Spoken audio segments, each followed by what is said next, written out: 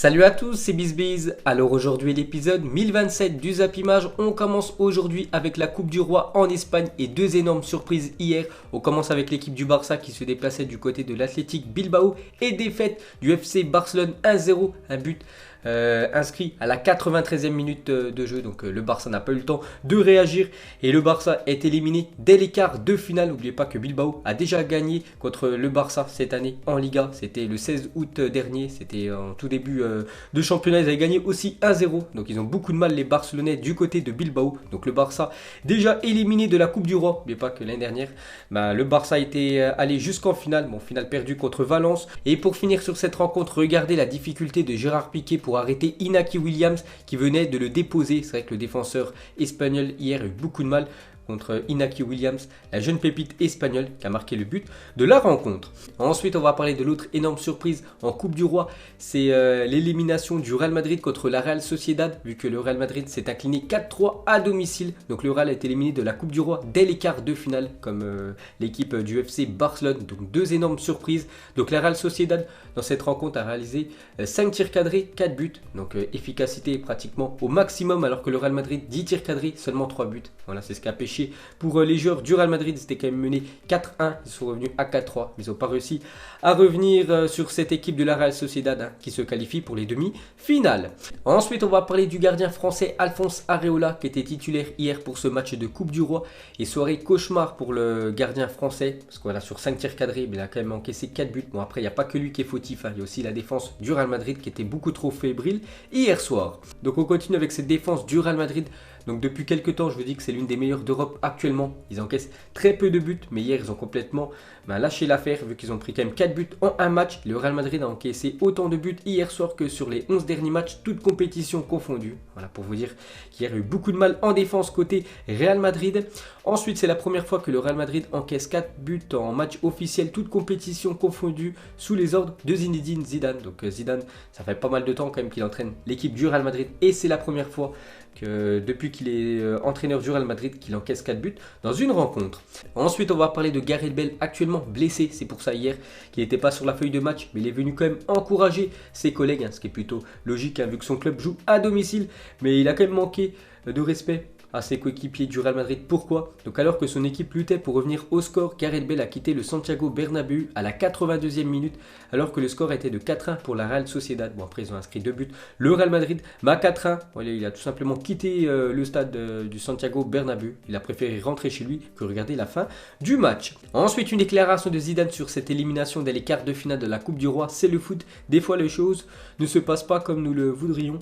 Ce fut un match difficile. Nous avons essayé jusqu'à la fin et nous avons bien réagi car même en perdant 4-1, nous y avons cru. Il faut accepter la défaite et les féliciter parce que quand même la Real Sociedad a réalisé un sacré hold-up hier et félicitations à eux. Ils décrochent leur ticket pour les demi-finales. Ensuite, regardez les unes des journaux espagnols aujourd'hui. Donc d'après AS, c'est marqué hop là. Donc par rapport à l'élimination du Real Madrid dès les quarts de finale hier. Et regardez la une journal Marca et la une journal Mundo Deportivo. Ça revient sur l'élimination cette fois-ci du FC Barcelone. Ensuite, regardez quand même ces quarts de finale. Donc en fait, les 4 favoris se font éliminer par les équipes, on peut dire, outsiders. Donc la Real Sociedad élimine l'équipe du Real Madrid. L'Athletic Bilbao élimine l'équipe du FC Barcelone. Grenade, 10e de Liga, élimine Valence, 5e de Liga. Et Mirandes, 11e de 2e division espagnole, élimine le 7e de Liga, l'équipe de Villarreal. Donc on peut voir maintenant les 4 qualifiés pour cette Copa del Rey. Donc la Real Sociedad, Athletic Bilbao, Grenade et Mirandes. Donc le tirage au sort a été effectué à 13h. On en reparlera demain. Donc moi je vois quand même l'Athletic Bilbao gagner cette compétition.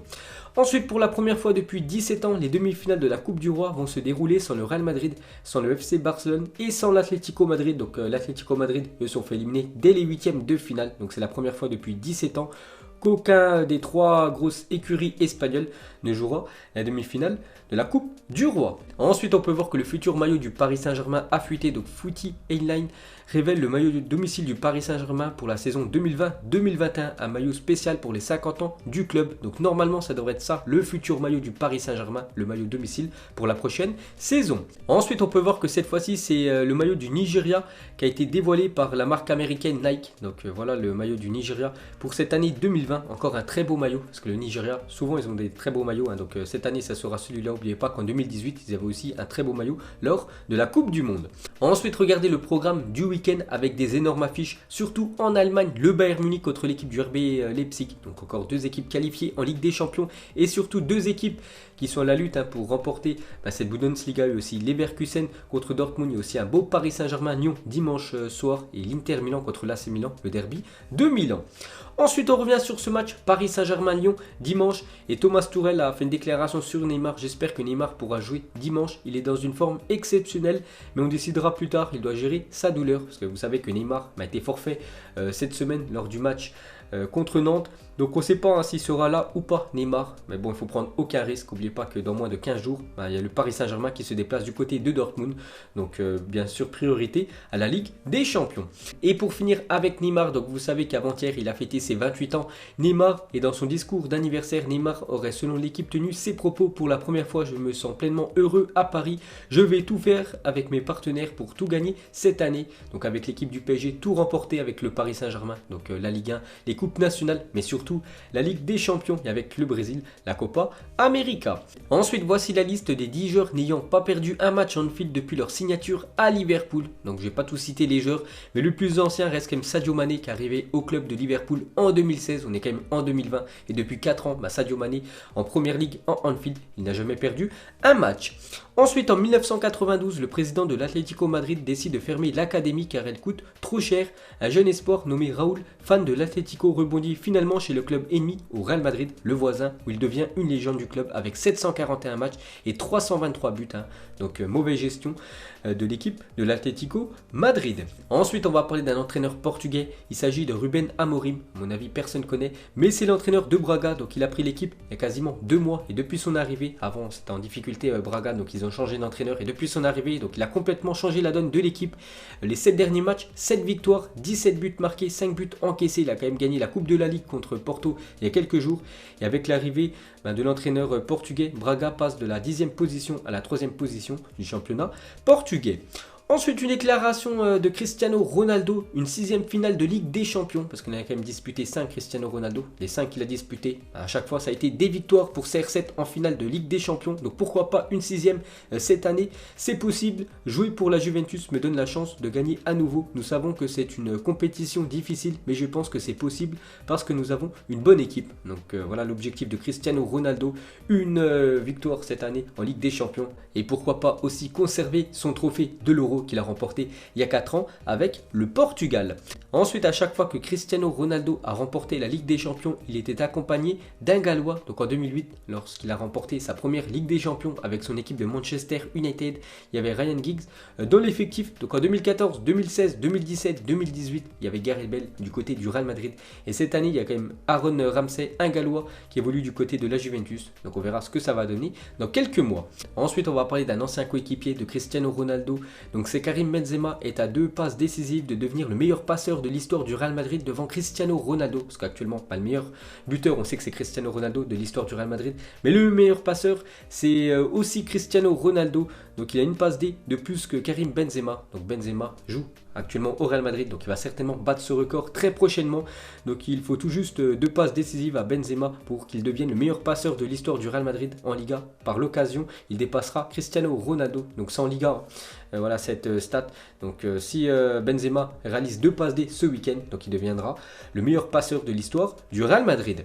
Ensuite, on va parler argent et football. Vous savez que les footballeurs gagnent beaucoup d'argent, et aujourd'hui dans le journal L'équipe, donc ils ont dévoilé les plus gros salaires de Ligue 1. Donc regardez le top 10 déjà des clubs qui payent le mieux. Donc salaire mensuel moyen en Ligue 1, club par club. Donc sans surprise, le Paris Saint-Germain, en moyenne le PSG verse pour chaque joueur 820 000 euros. Donc c'est brut par mois, ce qui est énorme. Regardez la différence avec le deuxième plus gros club qui paye mieux ses joueurs, c'est l'équipe de Monaco, 220 000 euros. Il y a quand même 600 000 euros d'écart entre le PSG et Monaco. On peut voir le reste du top 10. On peut voir aussi les 10 plus gros salaires mensuels. Donc sans surprise, c'est quand même 10 joueurs du Paris Saint-Germain. Donc le joueur le mieux payé chaque mois, c'est Neymar qui touche 3 millions d'euros par mois avec l'équipe du PSG devant Kylian Mbappé, un peu moins de 2 millions d'euros, et Thiago Silva à la 3e position. On peut voir que Cavani, même s'il ne joue pas, il touche quand même plus de 1 345 000 euros par mois. Donc que des Parisiens dans ce top 10. Donc le premier joueur non parisien, donc c'est Wissam Ben Yedder qui arrive à la 12e place et qui touche lui 650 000 euros bruts par mois. Et dans les 15 premières positions, il y a quand même 13 parisiens et 2 monégasques. On peut voir que les joueurs professionnels évoluant en France rapportent 0,3% des recettes totales des impôts sur le revenu. Les joueurs du PSG ont à eux seuls réglé près de 40 millions d'euros d'impôts en 2018-2019. Donc c'est tout bénef quand même pour l'État français, les salaires des joueurs du Paris Saint-Germain. Voilà, parce que ça rentre dans les caisses de l'État. Ensuite, on va parler du championnat anglais. Le lancement de la saison 2020-2021 de la Première Ligue est programmé au samedi 8 août 2020. Donc c'est un peu les mêmes dates que l'année dernière. Et quelque chose qui change pour la Première Ligue, c'est le mercato. Donc officiel, les clubs de Première Ligue ont voté pour décaler la fin du mercato estival au 1er septembre et non plus juste avant le début de la saison. Donc vous vous souvenez, la saison dernière, donc les clubs anglais ne pouvaient plus recruter dès que la première journée de championnat avait commencé. Donc c'était aux alentours du 8 août. Donc ça posait pas mal de problèmes pour les équipes anglaises. Pourtant en France, en Italie, en Espagne, on pouvait recruter jusqu'au 1er septembre, alors qu'en Angleterre c'était jusqu'au 8 août. Donc ils ont arrêté cette règle, ils repassent comme avant. Donc maintenant les clubs anglais pourront recruter comme tous les autres grands pays jusqu'au 1er septembre la saison prochaine. Ensuite, officiel, les supporters marseillais sont interdits de déplacement au Groupama Stadium pour le quart de finale de Coupe de France par le préfet du Rhône. Donc il n'y aura pas de supporters de l'Olympique de Marseille lors de l'Olympico, donc ce quart de finale de la Coupe de France, mercredi soir. Ensuite, les supporters de la Lazio-Drome ont réalisé un tifo en forme d'aigle à partir du flash de leur téléphone pour célébrer les 120 ans du club. Juste magnifique, regardez ce magnifique tifo réalisé par les supporters de Lazio avec leur flash de téléphone, très bien réussi. Ensuite, des nouvelles de Ousmane Dembélé. Donc hier, j'avais dit qu'il allait certainement se faire opérer. Donc le Barça réfléchissait encore, mais cette fois-ci, c'est officiel. Le Barça officialise l'opération d'Ousmane Dembélé en Finlande mardi. Donc mardi 11 février, donc l'attaquant Ousmane Dembélé se fera opérer, voilà, de la cuisse droite. Donc il va louper le reste de la saison avec l'équipe du Barça. Et certainement, il va aussi louper l'Euro 2020 avec l'équipe de France. Donc voilà les gars, la fin de ce Zap Image 1027. Donc si ça vous a plu, un petit like et je vous ferai l'épisode 1028 demain. Donc moi je vous laisse et je vous dis à la prochaine comme d'habitude. Ciao à tous.